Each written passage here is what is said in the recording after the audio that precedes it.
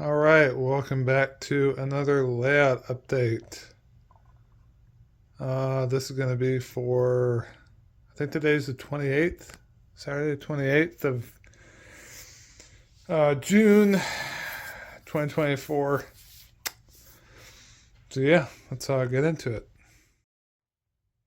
Alright, so first off, did have a couple of people over for it's probably layout tours for the SEER convention, which is really, really neat. One of the big things we've been working on is starting to test run stuff on the layout. Now that's past that, I'm kind of starting to focus in on operations. So just kind of work our way around the room. First thing with this, we were going to pull it out and the track on the left got caught and it got ripped up. So I kind of did an emergency repair, put a new PCB tie in there, have a nail through it. I need to get some shims underneath because the cork ended up getting sanded lower than I thought, so otherwise it's going to be too low. But I've got that just about fixed. Need to put a shim in here. I did take both ends of this and went ahead and filed it, so that's pretty much ready to go. Another thing recently, one of the guys that came over to my open house and was also at the convention happens to work for Scotchlock. Well, when he stopped by to see the layout for the open house, apparently because again he works for 3M, he's able to get his hand on the T-splice and the suitcase connectors. I mean, mountains of them. So I got a whole lot of wiring stuff for pretty much nothing, which is very nice of him. Thank you, Scott. I appreciate it. So I'm sure some of that can be used amongst all the local Huntsville people. Yeah, pretty much it. For that side, the one thing I did pick up at the regional train show, apologies because the train room is a mess. I'm working on some stuff with these slide out. I'll show you all in a minute. But one thing I did get is fold out cup holders. So it was $50, but it was for a pack of 5, which is but it's like, okay, fine.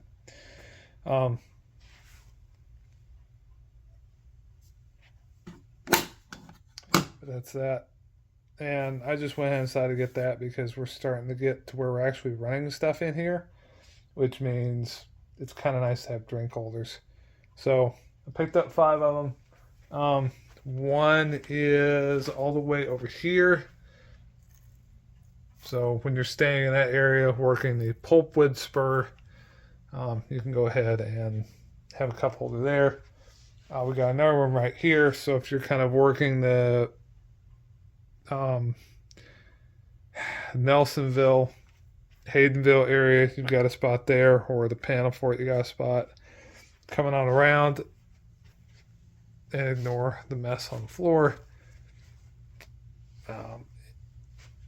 It's been a little while since I've had a bunch of the tracks filled with my rolling stock. It's kind of neat to see. I put the other 2 right here in the middle, which, well, 2 of them right here in the middle, and I put the 3rd right down there. So the placement is strategic because I spent a lot of time looking down this walkway and kind of trying to deal with, okay, you know, where are people going to stand? Kind of what's the area they're going to be reaching in? How is this stuff going to sit in relation to the fascia plates for unlocking the mainline turnouts, controls for various stuff, all that sort of thing. And that's pretty much right about where I ended up putting them. those two should be just about in the middle of everything, because you're either going to be standing on the right and left of them. Is pretty much how it goes. Other new thing, we have done a little bit on starting the support structure for the coal branch, for the Monday Creek branch up to New Straitsville. So Dave did get some of these verticals in, and we've got pieces of 1x4 screwed to the backdrop. What we're going to do next is probably get 1x2s, bring them out across. And the reason for putting the 1x2s in is I want about 2 inches worth of space right there for lighting for this area. So, because eventually, again, I'm going to have Minimo modules up top that are going to be meant to be taken out and moved regularly to train shows versus the modules that make up all the bench work, which are not necessarily meant to do that. So that's what we got of that so far. Leave room for the lighting down below, and it'll leave a little bit of reach-in room. Now, it does not look like it, but I did check, and it will clear auto racks because it is 4 inches high. So it should clear auto racks and double stacks, and it'll definitely clear my period equipment as well. What else do I need to mention?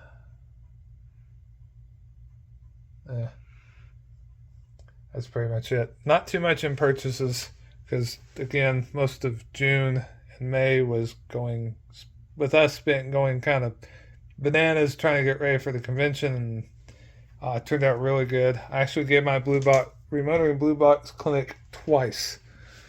So that was a blast. But the major project I'm working down here, this is where it really gets bad because we're about to look at all the underside of the layout and all the freaking wiring.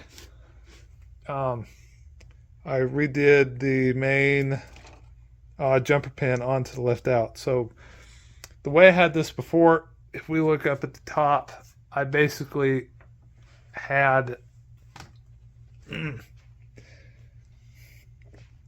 right. So the district starts over there, and then where you can see the insulated joiner right there. This pair of feeders here was part of the signal block that goes on to the safety section all the way around. And then, of course, from the turnout on is the wires for each track. So I had wires coming across. So I ended up having like 5-6 extra wires across the joint. And I found 2 or 3 loose Andersons, and stuff was starting and stopping all through here. So I finally said, to heck with it, we're just going to redo this. So essentially what I'm going to do is basically all this is going to be block 1. And I'm going to push it around to include the safety section over here, which I was calling block 2. That's a rail joiner for that safety section, which is all the way back here. I'm going to move up and put it about right in here probably. So that way the safety section is still long enough to cut off engines and have them stop even if they have current keepers in them, so they don't crash off the floor.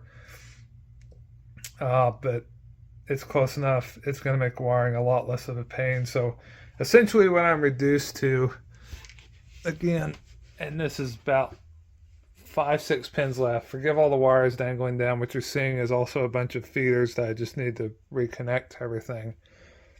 And I took out a big old terminal block here. That helps a lot too.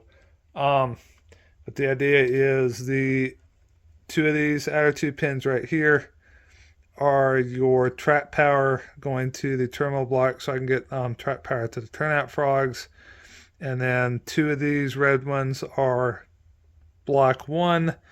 And then the one right there is basically the bus wire running to the safety section over here on that part of the layout. So, like I said, wiring is much simpler. I have not done the common yet. I need to go ahead and add some black and do that Anderson, but I'm working on that project. Other thing I did with this, just to fix some of the issues, I went ahead and heated up the connections on a bunch of Andersons on the permanent side of this. Got a pair of pliers and kind of just shifted them over this way. Everything lines up a lot better. It rolls through it. And then you probably can't see this, but I went through and I beveled every single one of these rail ends on both sides of it. And then I went ahead and slipped in underneath on both sides some basswood to kind of get this fixed height wise. The only other thing I need to do is I need to put one more piece of basswood 1/16 back there as a shim. Otherwise, this gets unaligned just enough and still have an issue coming on to the safety section right there. So that's the last little bit I need to do there. Basically finish up the wiring revisions, get that piece in, and then it's going to be good to go. No test run on that, and that'll be wrapped up. The next project I'm going to start is probably going to be over here, and that is going to be, well, okay, and I'll add that. I do need to go ahead and redo the wire harness for this tortoise. A couple of the wires are too short, so we'll get that fixed up. As far as the next two things I'm going to do with track work, first thing is going to be starting in on the engine area. So when I had Wesley and Aaron over here running trains, one of the things we ended up doing is Wesley ended up using the yard as a locomotive storage track, which is all fine and dandy, but it kind of meant we couldn't really move any of my 50s equipment over to the freight yard to clear up the staging yard for them to put some of their stuff on. So we ended up kind of having to deal with that. So one of the next series I'm going to start, like I said, is over here. The turntable bridge, for those of you who have not seen this before, is a very, very, very old kit. I forget the brand, but like I said, this is one of the old school kits. So this is one of the kits that's old enough that the sides of the bridge are actually cast metal. There's two halves to each side. They're held in by screws on the wood. Like you can see the screw heads. The inside of the bridge, you can just barely see it, is wood. So it's got a wood core you screwed the ends on. The kit came with the sides for the turntable bridge, electrical contacts, the rollers for the pit, and the metal band to make the pit wall. That was it. Everything else you fabricated. So, like you look at the pit rail, the guy took a piece of Atlas Code 100 flex track, split all the ties up the middle, and used that to make the pit rail for the turntable pit, which I think is rather neat. The big thing with me for this is if you kind of look at the end, the top of the bridge is actually flush with the plywood. But I think what the guy did was, if you kind of lift this up, you can see the bridge right there is flush, but he's got wood underneath the Code 100 flex track, and it ends up sitting on top of the bridge. I think, just looking at the way the bridge was originally done, I think they meant for the track to sit inside, because again, if you look at this, with that track kind of up, the stuff on the edge right there, I think was meant to basically be guardrails sort of thing, or side cribbing for the track. So this is going to come out, is what I'm going to do. I'm going to take the Code 100 flex track out, put code 70 on there, trim the width on the ties and everything to get it to fit, and probably about every fourth or fifth tie, I'm going to put a piece of PCB tie to help with the gauge and help keep that good and straight. And then for the time being, I would like to kind of go ahead and get the bases in for the actual locomotive servicing stuff, but for the time being, I'm going to go ahead and fill in the crack here with caulk or whatever, get it smoothed. But I'm just going to get a couple of tracks, run them out, and bring them out here. I do need one wide turnout for this because over here we are going to fit a wrecker track and a unloading dock for supplies for the roundhouse. So box cars of machining parts, supplies, flat cars of wheel sets, all that sort of stuff for the roundhouse machine shop.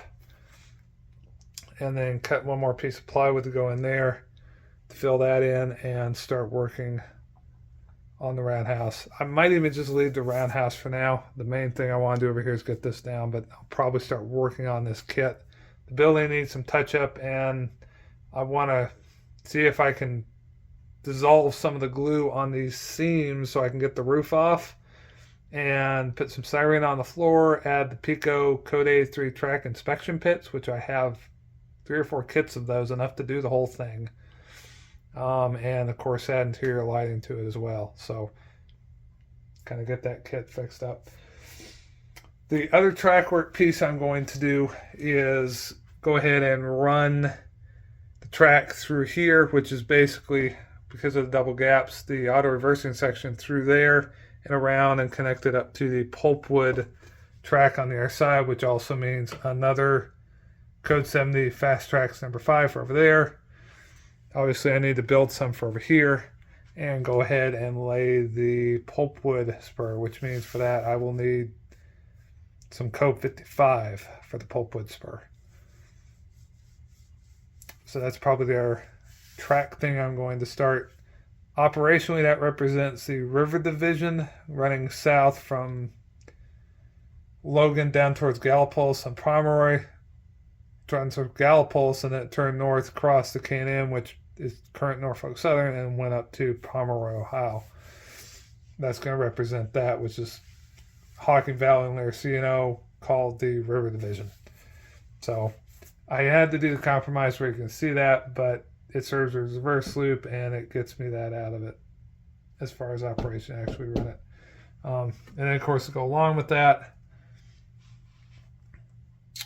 go ahead and get the actual industrial spur down in here, put this piece back in, and then while I'm on the turnout building binge, put one of the 2 scale houses from the Walthers kit in here on this track. So that's pretty much what's gone on the layout. I have not touched valence and fascia right now. It's up. I would kind of like to have it done, but I think a shout out to, and those of you watching Huntsville area will know who this is, Dave Herman. He's been helping me a lot, and I think he's kind of starting to get burnt out on just doing nothing but fascia and valence. Because for about 12 trips in a row over here, we did nothing but fascia and valence. So we might take a little bit of a break from that and start working on some of this other stuff, which will probably include getting a bunch of all this foam and stuff from the top off of the top and start getting it starting in the corner right here and getting it stacked and glued down and start carving it, as well as hopefully to start a scenery over here. So filling in the rest of these gaps, and then from about where it says depot over, going ahead and starting to work on the scenery for all this. So in any event, that is going to do it for the layout update. Not quite short and sweet, but not a whole lot either. So anyways, that'll do it. As always, you know the drill, guys. Thank you for watching. Comment, like, subscribe, hit the bell icons to get notified whenever I upload, despite YouTube's sometimes interesting algorithms. Shout out again to Dave Herman, Rich Garber, and a couple of guys that have been coming over and helping me work on this in the Huntsville area. I love you guys. You make a great work crew. As everybody else, as always, take care. God bless. Thank you for watching. And this is Goose and the Caboose Productions. And we'll see y'all in the next update.